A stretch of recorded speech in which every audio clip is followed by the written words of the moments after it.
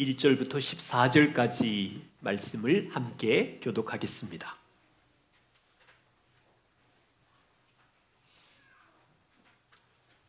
요한복음 14장 1절부터 14절 말씀을 제가 먼저 1절을 봉독합니다. 너희는 마음에 근심하지 말라. 하나님을 믿으니 또 나를 믿으라.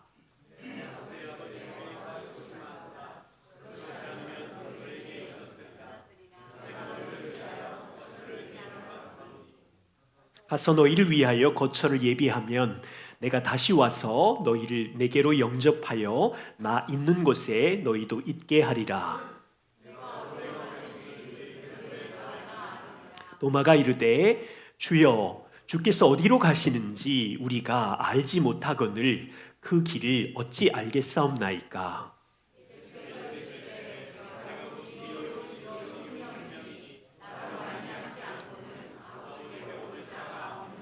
너희가 나를 알았더라면 내 아버지도 알았으리로다. 이제부터는 너희가 그를 알았고 또 보았느니라.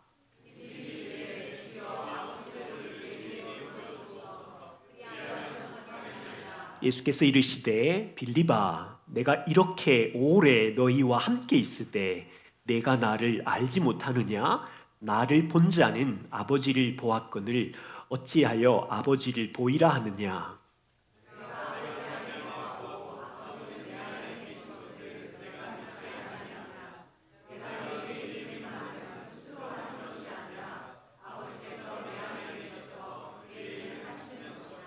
내가 아버지 안에 거하고 아버지께서 내 안에 계심을 믿으라. 그렇지 못하겠거든 행하는 그 일로 말미암아 나를 믿으라.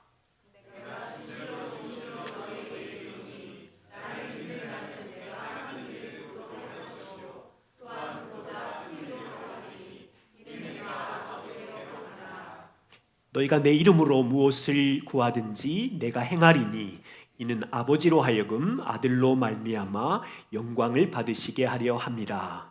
내 이름으로 무엇이든지 내게 구하면 내가 행하리라. 아멘. 네, 이 말씀이 우리에게 무슨 말씀인지 성령님께 도움을 구하겠습니다. 하나님, 오늘도 주님의 말씀 앞에 섰습니다.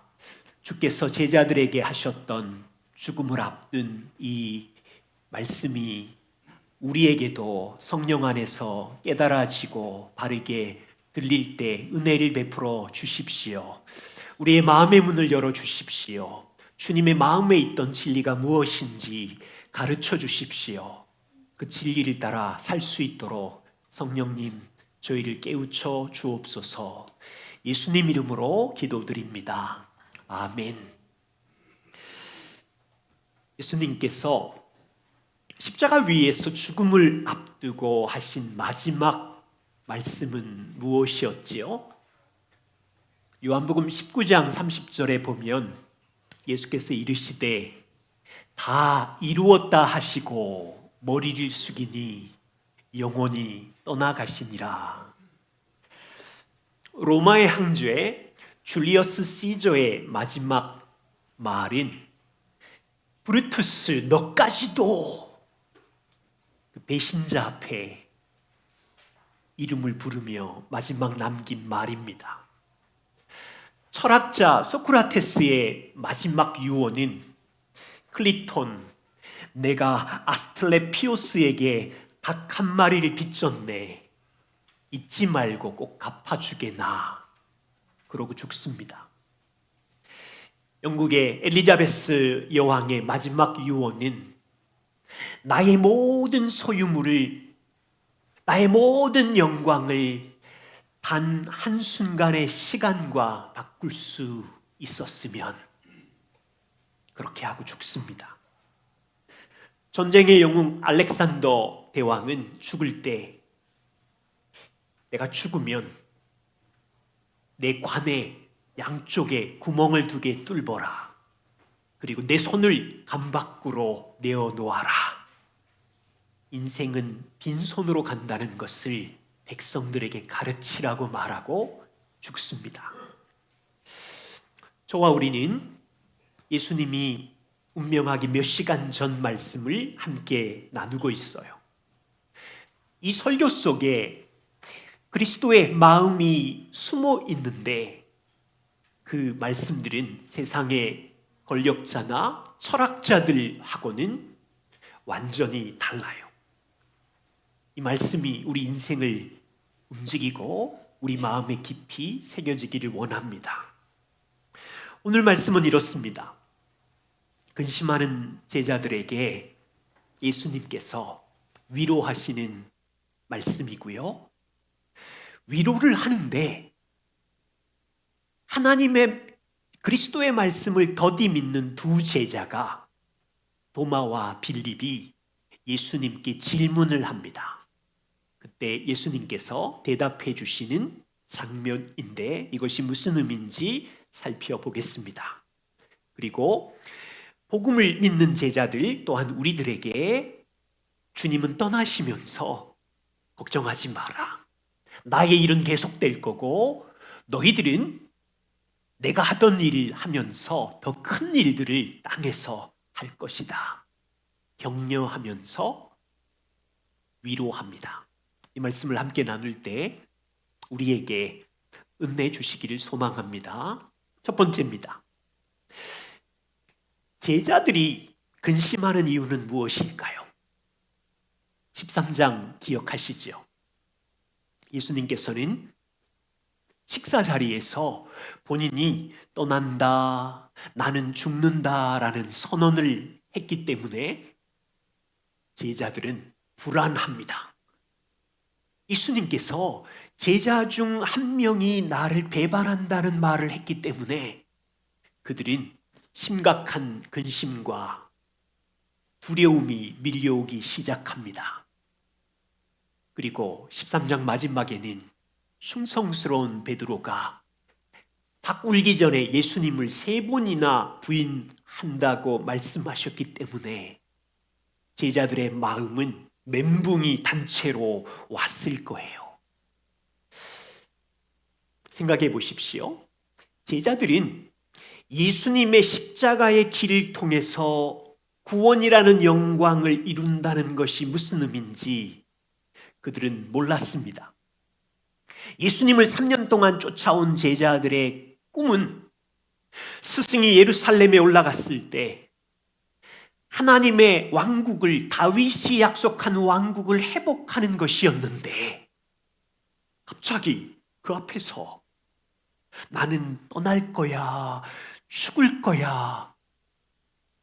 여러분, 이것은 그동안 제자들이 붙들고 왔던 모든 꿈이 산산조각 나는 3년 동안 팀웍을 가지고 왔던 이 제자들에게는 고통스러운 캄캄한 팀이 해체되기 직전인 근심이 밀려오기 시작했어요. 그때 예수님께서는 너희는 마음에 근심하지 말아라. 하나님을 믿으니 나를 믿으라고 합니다. 그리고 2절부터 3절에 내가 떠나면 내 아버지 집에 거할 곳이 많도다고 하셨고 내가 떠나면 너희를 위하여 거처를 예비하러 가는 것이고 가서 너희를 위하여 거처를 예비하면 내가 다시 올 거고 너희들을 영접해서 내가 있는 곳에 너희도 같이 있을 것이라고 합니다.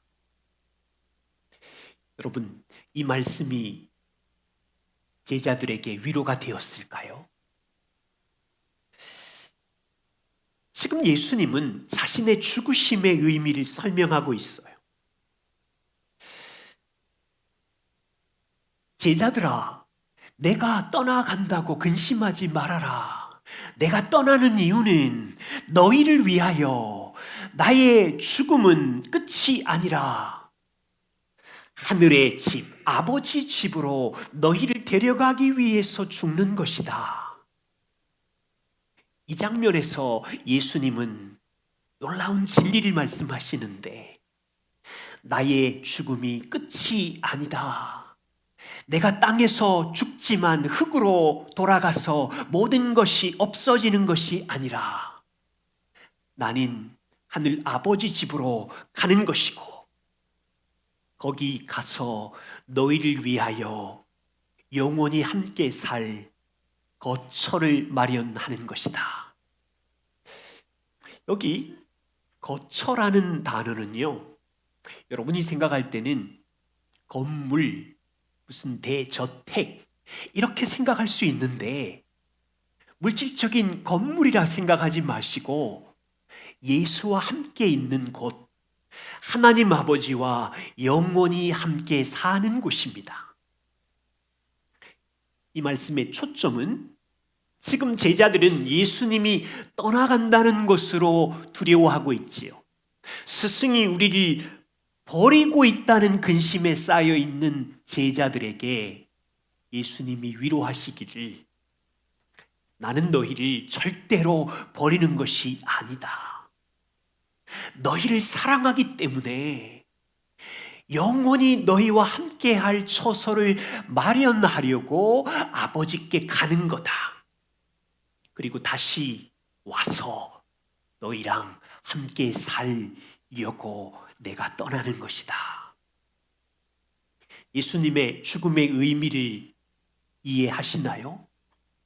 제자들뿐 아니라 예수님을 믿는 우리를 위하여 아버지께 가셔서 천국의 문을 열겠다는 죽음의 의미를 설명하고 있습니다. 보세요. 예수님이 죽으셔서 아버지께 가려면 무슨 일이 있어야 됩니까?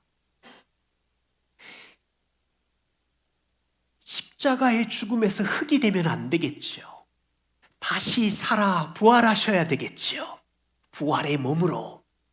그리고 부활의 몸이신 그분이 하늘로 승천하셔야 되겠죠.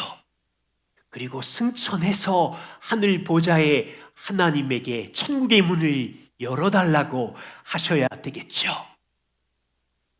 십자가의 죽음은 끝이 아니었어요.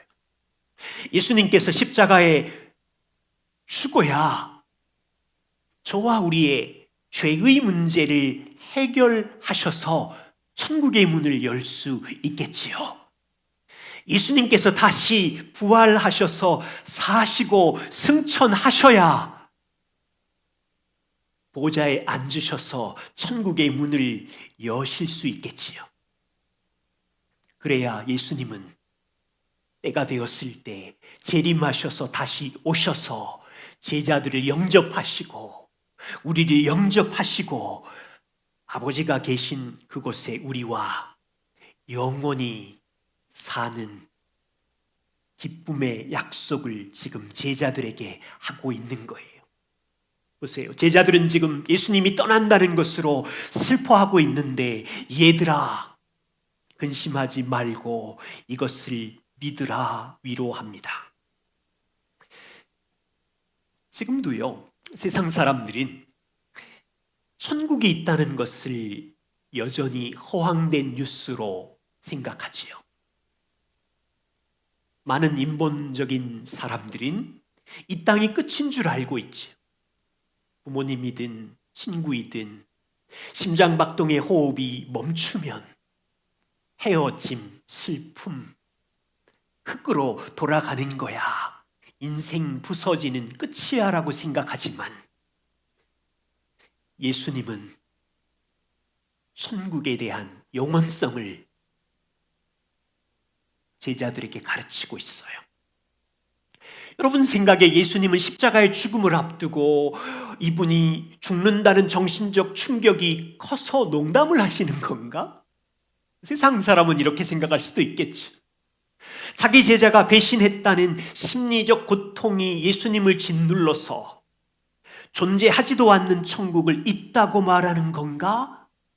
그게 아니잖아요. 여러분은 이 장면에서 무엇을 깨닫습니까? 예수님께서는 십자가에서 우리의 죄를 대신해서 저주를 받아 누구도 해결하지 못하는 죄 문제를 해결하시고 천국으로 가는 문을 열어 주시려고 이 시간 제자들을 위로하고 있는 거지요. 예수님이 돌아가셨습니다. 60년이 지나 초대교회 공동체는 로마 제국에 살고 있어요. 로마 제국의 땅의 철학은 힘이요, 부요, 명예요. 이 세상 사람들은, 로마 제국의 사람들은 60년이 지나 십자가에 죽은 청년 예수를 조롱하고 있었고, 그 소수의 그리스도인들이 그 예수가 부활해 주며 그 예수가 천국의 문을 열었다고 하는 것을 로마 제국의 사람들은 비웃고 조롱하고 무시하고 있었죠. 이 땅에 있는 사람들처럼. 그리고 로마 제국의 사람들은 소수의 그리스도인들을 비난하고 핍박하고, 그래서 많은 성도들은 여러 시험으로 근심하고 있었습니다. 그때 베드로는 초대교회 성도들에게 예수님과 비슷한 말씀으로 위로합니다. 소수의 그리스도인 성도 여러분, 우리는 크신 하나님 아버지의 긍휼을 크게 입은 자입니다. 우리는 땅에 살지만 하나님의 아들이 그의 십자가의 죽음과 부활로 다시 태어난 하나님의 자녀가 되었습니다. 우리의 소망은 썩어 없어질 땅에 있지 않고, 우리의 소망은 리빙 홉인데 하늘에 숨겨진 소망입니다.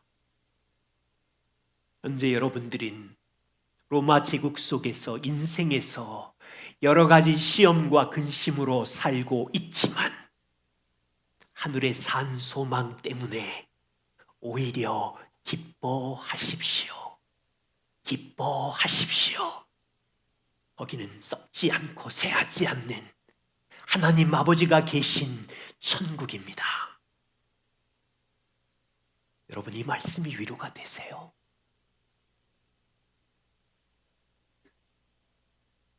예수님이 이 말씀을 하시고 4절에 얘들아, 내가 어디로 가는지, 내가 가는 길을 너희가 알고 있지. 그러자 5절에 도마가 질문합니다. 도마가 이르되 주님, 주께서 어디로 가시는지 우리가 알지 못하겠거늘 그 길을 어찌 알겠습니까? 도마는 정말로 솔직합니다. 도마의 생각에는 아니, 죽으시면 흙이고 끝인데 대체 어디로 가신다는 거야? 갔다가 또 오신다는 건 무슨 말이야? 도마는 주님이 어느 길로 가시는지 그 길도 몰랐고 오신다는 것이 무슨 의미인지도 몰랐어요. 예수님은 더디 믿는 도마에게 내가 곧 길이요 진리요 생명이니 나로 말미암지 않고는 아버지께로 올 자가 한 명도 없느니라.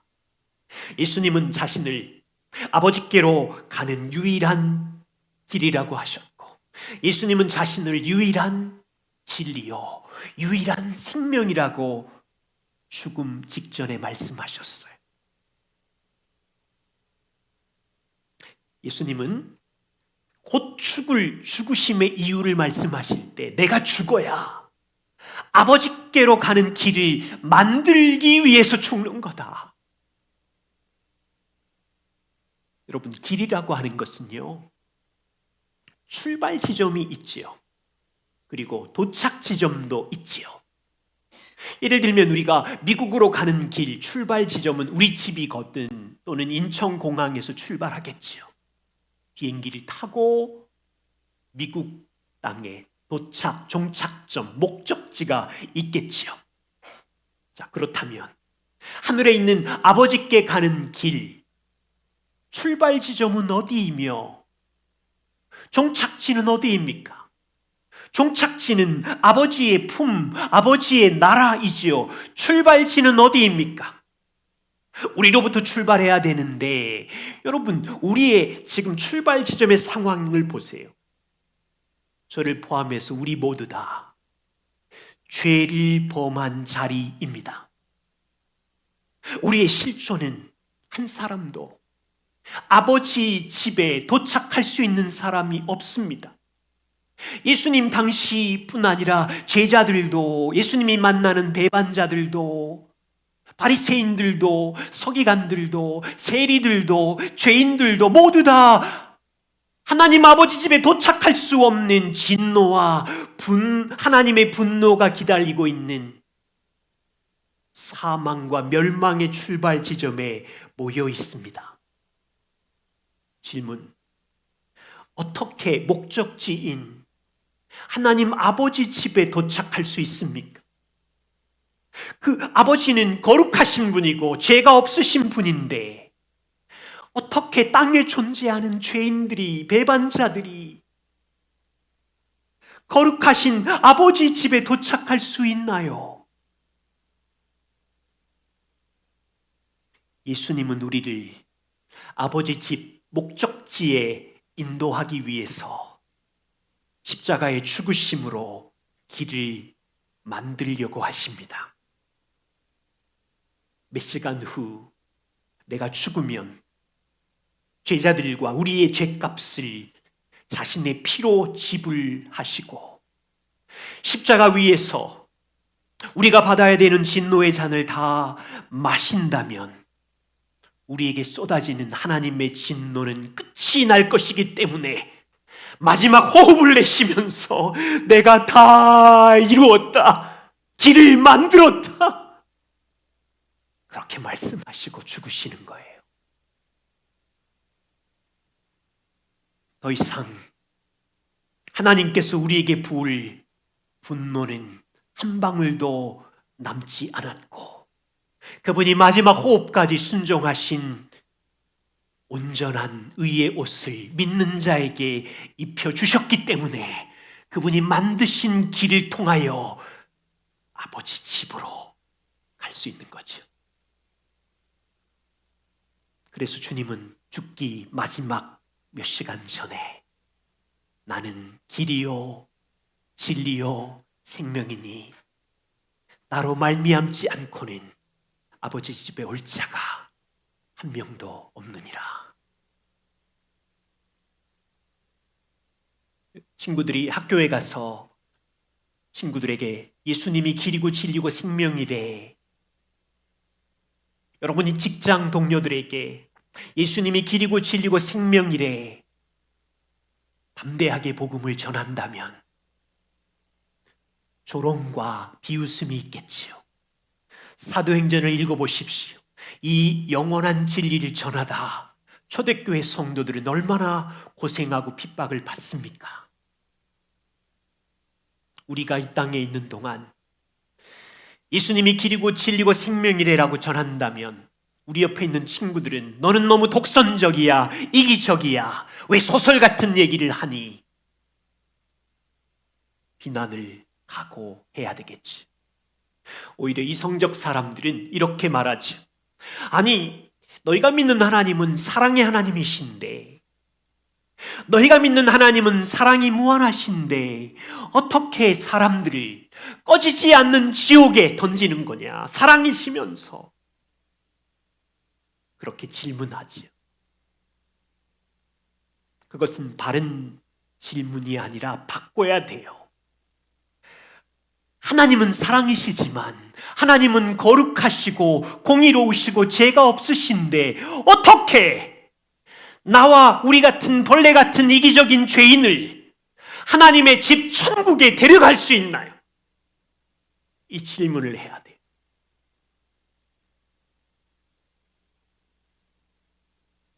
어떻게 가능했어요?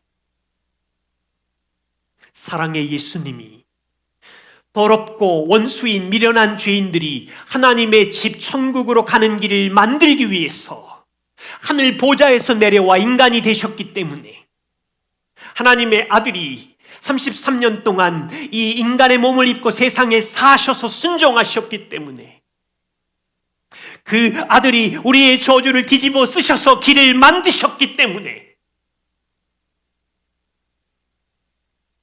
그 길을 만들면서 마지막 죽기 전 나는 유일한 길이다.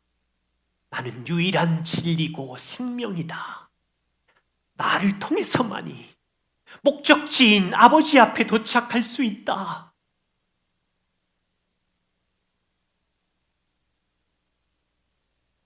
지금도 세상은 우리가 이 진리를 외칠 때마다 왜 그렇게 독선적이냐고 얘기하죠.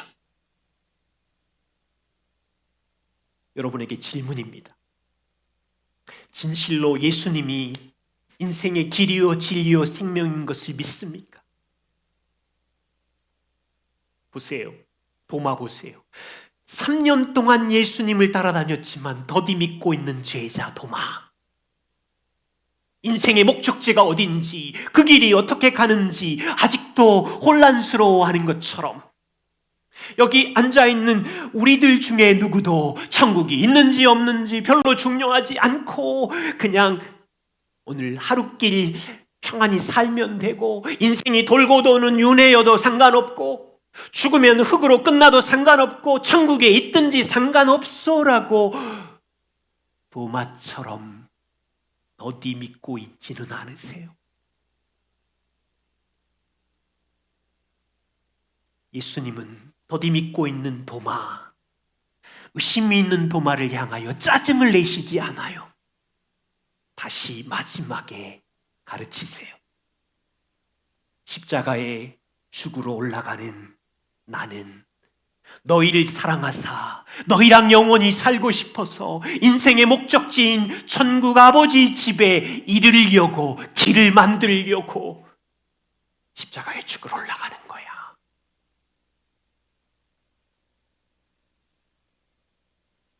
빌립이 그 이야기를 듣다가 주님께 질문합니다. 주님, 하나님 집에 가신다고요? 하나님 아버지의 영광을 우리에게 보여주십시오. 빌립 생각에는 하나님 아버지의 영광을 직접 보면 땅의 근심과 땅의 염려의 모든 문제가 해결될 것 같았는지 모세처럼 하나님의 영광을 보여달라고 요청합니다. 예수님의 대답은 빌립아, 너희가 3년 동안 나와 함께 있으면서도 내가 누구인지 아직 알지 못하느냐? 나를 본 자는 하나님 아버지를 본 것이다. 빌립도 거기 있는 제자들도 예수님이 누구신지 더디 믿고 있는 중인데 주님은 마지막 떠나시기 전에 두 가지 근거를 말씀하시면서 나를 믿으라고 하십니다. 첫 번째 근거는 얘들아, 내가 너희와 같이 있는 동안 너희에게 한 말을 믿어라. 10절.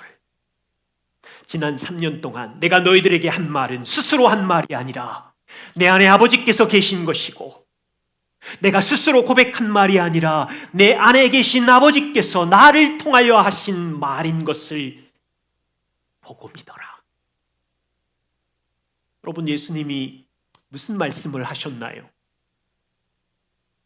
몇 가지만 소개하면 요한복음 6장 35절 나는 생명의 떡이라 내게 오는 자는 결코 줄이지 않을 것이다. 나를 믿는 자는 이 땅만이 아니라 영원히 줄이지 않을 것이다. 요한복음 8장 58절 나는 아브라함이 나기 전부터 있던 존재다. 깜놀.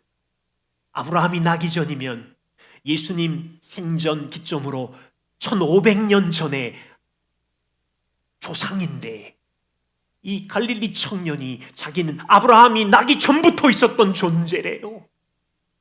50세도 안 된 예수의 이 말을 듣고 바리새인과 서기관들이 저 망령된 자들을 돌로 치려고 했던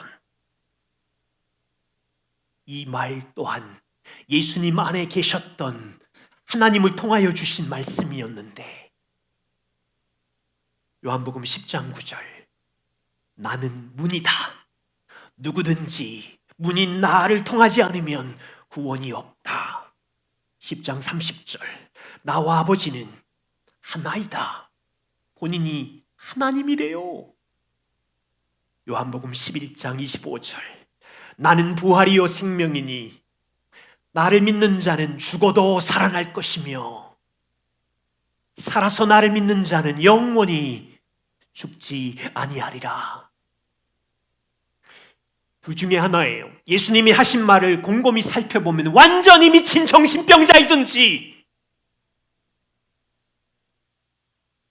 아니면 예수님 안에 계신 하나님께서 주신 말씀이며 하나님 아버지와 동일한 하나님의 아들이든지 마지막 죽음을 앞두고 내가 한 말을 믿으라.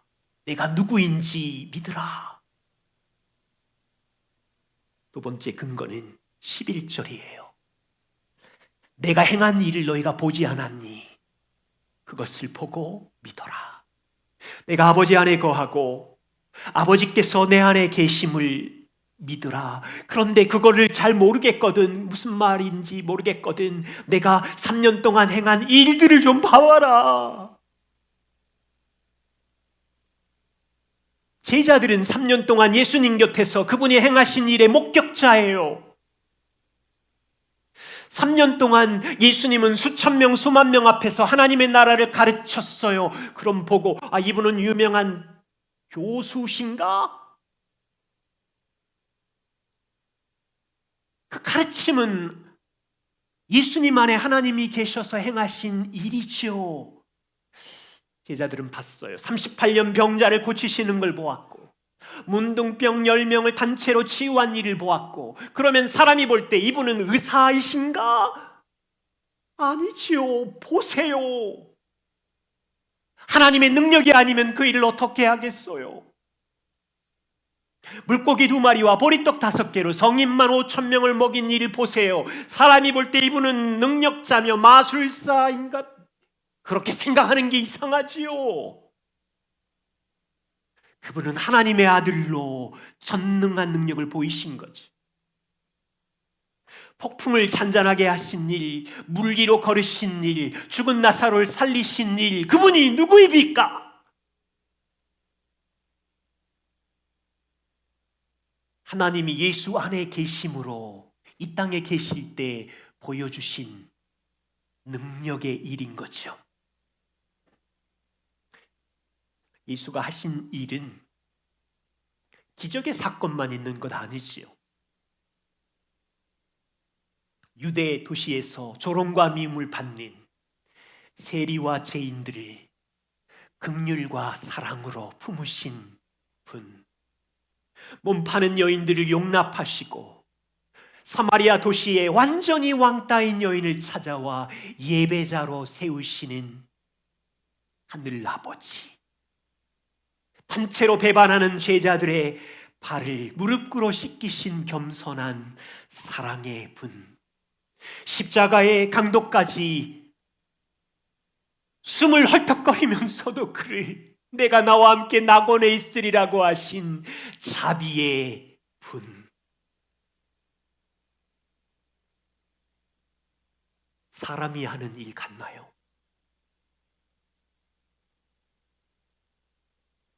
공간복음을 잘 살펴보세요. 그를 추종하는 믿는 자들이 거짓말로 갈겨 쓴 내용이든지 그럼 불태워버려야 되는데 그분이 하신 일은 살아계신 하나님의 아들의 능력과 사랑과 긍휼이 있는 일. 예수님은 죽음을 앞두고 이제 마지막 십자가에서 백성들을 위하여 죽으러 올라가시고 그리고 부활하셔서 새 생명을 주실 것이고 그리고 승천하셔서 통치하실 것이고 그분은 정신병자가 아니라 하나님의 아들로 이 모든 일을 행하고 계신 거죠. 그것을 믿으래요. 윌리엄 쿠퍼를 아시나요? 그는 18세에 변호사가 될 만큼 똑똑한 탁월한 인생을 살았어요. 그런데 21세에 우울증이 시작되었고 정신병으로 병원에 들어가서 젊은 날을 보내었어. 28세쯤 되었을 때 윌리엄 쿠퍼는 나는 소망이 없는 자야, 저주받은 인생이야 라고 고집하면서 3번이나 자살을 시도했지만 실패했어요. 병원 생활을 하던 중에 코튼이라는 의사를 통해서 복음을 듣고 회심을 했어요. 그는 회심한 후에 이렇게 고백합니다. 눈부신 의의 태양빛이신 그리스도가 나를 비추었습니다. 그 빛은 예수님이 이루신 대속의 능력을 보았고 예수님의 피로 나의 모든 죄의 용서가 확정된 것을 알게 되었고 그리고 그분이 이루신 순종의 의로 충분하다는 진리를 깨닫게 되고 하나님의 자녀가 되었습니다. 윌리엄 쿠퍼는 34세에 병원을 퇴원합니다. 존 뉴턴 목사님 잘 아시죠? 존 뉴턴과 함께 65세, 69세까지 35년을 교회를 섬겼습니다. 그런데요, 쿠퍼는 35년 동안 매일마다 자기 안에 있는 죄와 우울증과 싸웠다고 합니다. 그리고 어느 날 이 찬양의 가사를 썼어요. 샘물과 같은 보혈은 임마누엘 피로다. 저 도적 회개하고서 이 샘에 씻었네. 저 도적 같은 이 몸도 제 씻기 원하네. 여기 도적이 자기를 얘기하는 거예요. 쿠퍼는 날마다 본인이 도적 같은 몸인 줄 알았지만, 날마다 하나님 앞에 설 수 없는 자인지 알았지만, 샘물 같은 한량없는 보혈의 샘에 가서 씻고 한량없는 그 사랑의 예수님을 믿고 5절 보세요. 천국을 사모하면서 찬양하고 있어요.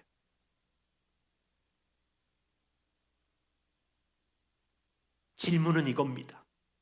우리도 도마와 빌립처럼 더디 믿고 있는 제자들인데, 우리도 윌리엄 쿠퍼처럼 도적 같은 자인데, 그분이 하신 말을 믿나요? 그분이 이루신 행하신 일을 믿나요? 예수님은 더디 믿는 제자들에게 짜증낸 적이 없으세요. 그랬더니 도마는 끝까지 주를 사랑하다가 창에 찔려 순교하고 약속하신 대로 주님의 품에 안겼지요. 빌립도 더디 믿었지만 끝까지 주님을 따르다 십자가에 달려 죽고 아버지 품에 안겼지요. 도적같이 인생을 살았던 쿠퍼도 매일 죄와 싸웠지만 주의 사랑과 자비를 붙들고 끝까지 복음의 증인으로 살았지. 혹시 우리 중에 나는 왜 이렇게 더디 믿는 사람일까 가슴을 치나요? 괜찮아요.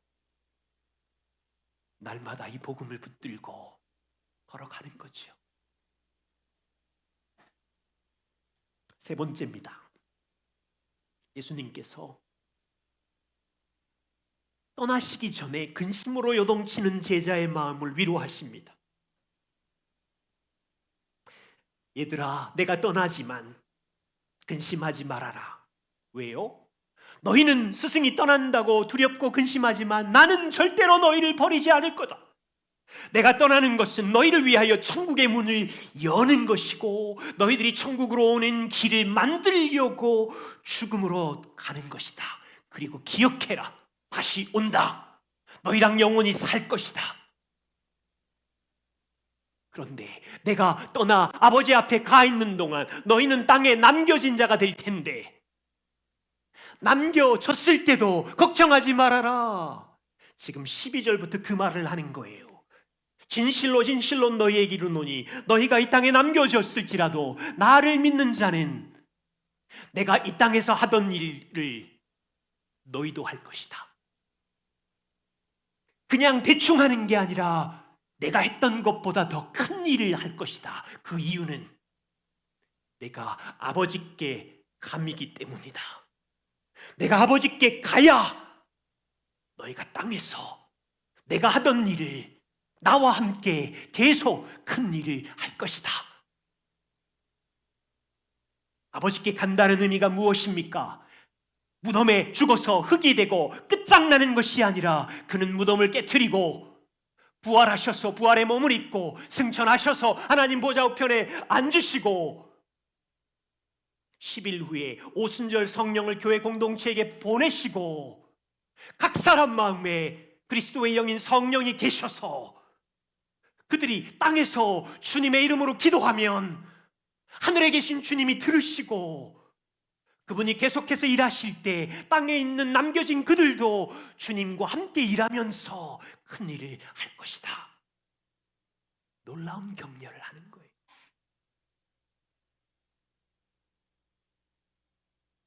주님의 이름으로 무엇이든지 구한다는 이것은요, 기도라는 백지수표를 우리에게 주신 것이 아니에요.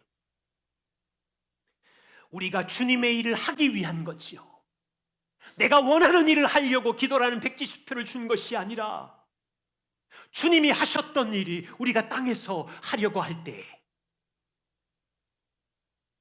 가난한 자를 돌보고 멸망으로 가는 자들을 끌어내고 복음을 증거하고 내가 일군 물질과 은사로 이웃과 교회를 섬기고 하나님의 영광을 위해서 할 때, 뜻대로 안 될 때 주님의 이름으로 구하면 보좌에 계신 승천하신 주님이 우리의 기도를 들으시고 필요한 일을 이루실 거라는 거죠.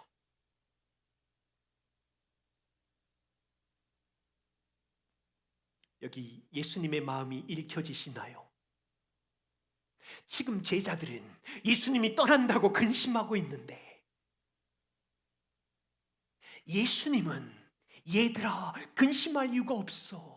내가 아버지께로 가서 왕으로 여전히 통치할 거야. 그리고 거기서 너희가 했던 일을 너희들이 계속할 수 있도록 나는 보좌에서 너희를 위하여 일할 거야.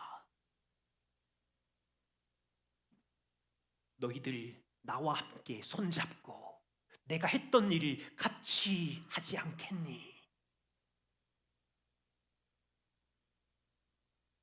3년 동안 공생의 사역을 하셨던 예수님의 일은 시작일 뿐이에요.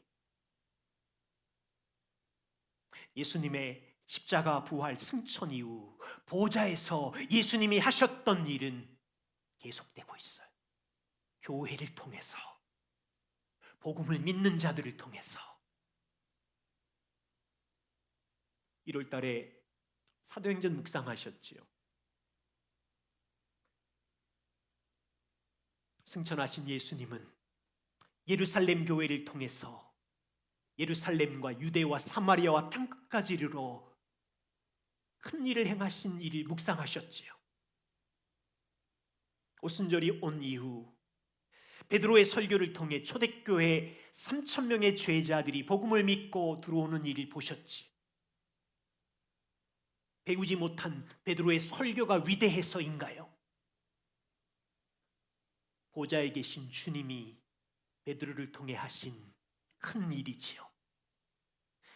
베드로의 기도 안에서 하나님은 일하고 계셨고, 베드로의 기도 안에서 한 번도 품어본 적이 없는 이방인 고넬료, 베드로의 인생에서는 이방인 품어본 적이 없어요. 베드로의 기도 속에 주님은 환상을 3번 보여주시고 베드로의 고정관념을 깨트리시고 사마리아와 이방인 고넬료에게 복음을 전할 은혜를 주셨죠. 누가 한 일이에요? 보좌에 계신 그리스도. 갑자기 헤롯의 핍박으로 베드로가 감옥에 갇힙니다. 그때 일부에 떨어져 있는 성도들이 함께 중보 기도를 하자 그 기도를 승천하신 주님이 들으시고 베드로의 옥문을 여셔서 큰일을 행하시는 거 보셨나요? 성도가 주님의 이름으로 기도할 때 보좌에 계신 주께서 그 기도를 들으시고 성도들을 통하여 큰 일을 이루어 가시지요. 물론 근심은 많죠. 베드로가 갇히고 핍박이 오면 근심과 두려움이 몰려오겠지만 인생에 사는 게 다 근심 덩어리잖아요. 바울의 선교 여행을 보십시오. 사도행전 16장, 바울이 유럽의 첫 번째 도시 빌립보에 도착합니다. 두렵겠지요. 누구를 만나지? 복음을 어떻게 전하지?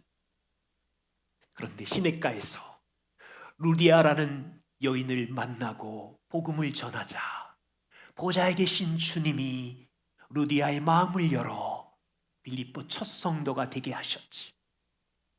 길을 가다가 귀신 들린 여인을 만나서 복음을 전하자 승천하신 주님이 그녀에게 일하셔서 평생 붙들렸던 귀신의 족쇄를 깨트리고 하나님의 딸이 되지. 땅에서는 귀신 들린 여자로 돈벌이를 하던 사람들이 돈벌이를 못하니까 화가 나서 바울과 실라를 감옥에 던져버렸는데 그날 밤 바울과 실라의 기도를 들으시고 승천하신 주님이 일하셔서 감옥이 진동하게 되고 성령께서 감옥의 간수장에게 역사하여 그를 하나님의 자녀로 불러내시지요.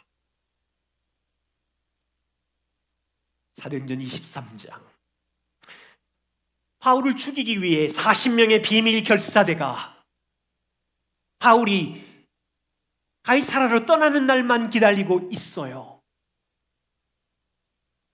바울은 파리 목숨이죠. 하나님은 어떻게 하십니까? 한 조카의 고백을 통해서 천부장의 마음을 움직이고 예루살렘에서 가이사라까지 긴 여정에 혼자 내버려두지 않고 보병 200명, 창든자 200명, 말탄 기병 70명, 470명을 데리고 바울을 보호하시고 인도하시고 바울의 기도는 마술인가요? 누가 하신 일이에요?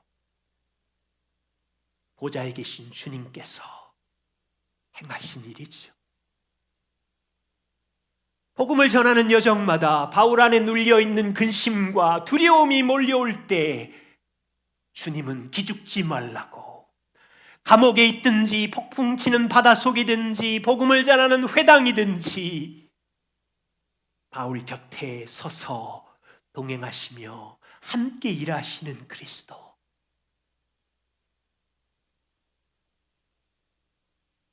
더 큰 일을 제자들을 통해서 하시죠.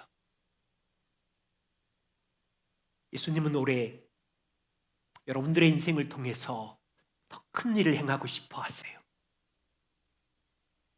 주님은 교회의 머리이시고 주님의 은혜교회를 통해서 더 큰 일을 행하고 싶어 하세요. 근데 문제가 있어요. 이 땅에 살고 있는 동안 우리는 근심덩어리를 품고 갖고 있거든요. 날마다 염려와 두려움과 근심이 짓누르고 있거든요. 평생의 손님, 근심. 그리고 우리는 당황하죠. 힘을 잃어버리죠. 주눅들어 버리죠. 소망을 잃은 사람처럼 밤잠을 설치며 낙심하지요. 그때마다 우리는 제자들처럼 하나님이 우리를 도와주지 않으실 거야. 그분의 사랑은 끝난 거야. 예수님이 우리를 떠나셨나 봐. 근심이 지배하면 인생의 독이 되어서 기쁨을 잃어버리게 하고. 그래서 부탁이, 주님이 말씀하시잖아요. 하나님을 믿니? 나를 믿어라. 너를 위해서 십자가에 죽으신 나를 믿어라.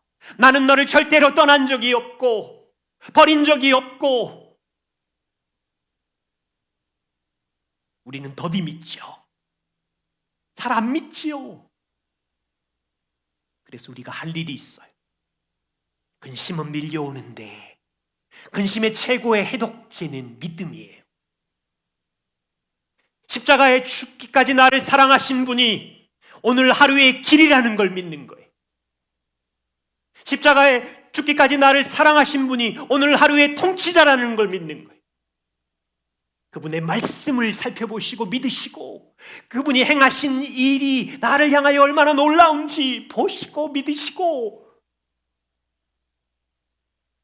근심이 몰려올 때 보좌에 계신 그리스도의 이름으로 기도하면 거기 계신 통치자 그분께서 우리의 기도를 들으시고 우리에게 허락한 가정, 일터, 교회에서 우리의 손과 우리의 삶을 통하여 큰 일을 이루시기를 그분은 지금도 원하고 계신 거지. 기도하겠습니다.